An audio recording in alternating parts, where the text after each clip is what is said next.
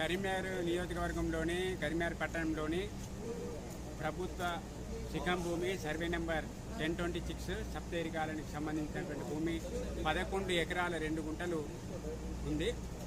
అక్కడ ఉన్నటువంటి ప్రభుత్వ ఉన్నత పాఠశాలకు 3 ఎకరాలు పోను, మిగతా ఉన్నటువంటి భూమి అక్కడ ఉన్నటువంటి కార్పొరేటర్లు, అదేవిధంగా కొంతమంది రెడ్డి సామాజిక వర్గానికి చెందినటువంటి వ్యక్తులు, కొంతమంది గత ప్రభుత్వంలో ఉన్నటువంటి బీఆర్ఎస్ నాయకులు కబ్జాలకు పాల్పడి ఆ ప్రభుత్వ భూమి శిఖం భూమిని నామరూపాలు లేకుండా చేసి అందులో అక్రమ కట్టడాలు చేసి ఇంటి నెంబర్లు కూడా కేటాయించుకొని క్రయ విక్రయాలు చేసినటువంటి సందర్భంగా ఈరోజు ప్రజావాణిలో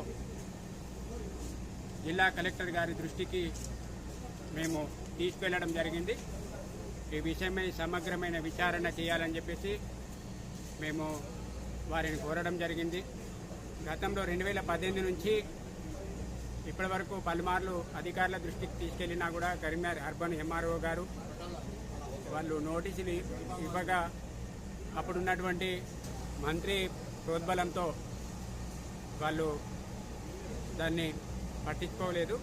కాబట్టి ఈ విషయమై సమగ్రమైన విచారణ చేయాలని ఈ సందర్భంగా జాతీయ అధ్యక్షునిగా బీఎన్జేపీకి సందర్భంగా కోరుతున్నాను.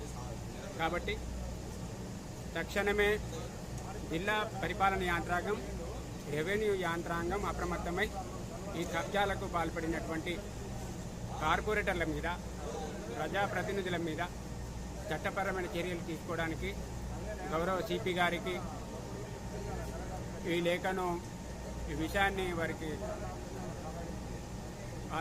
స్పష్టమైన ఆదేశాలు ఇచ్చే విధంగా వారికి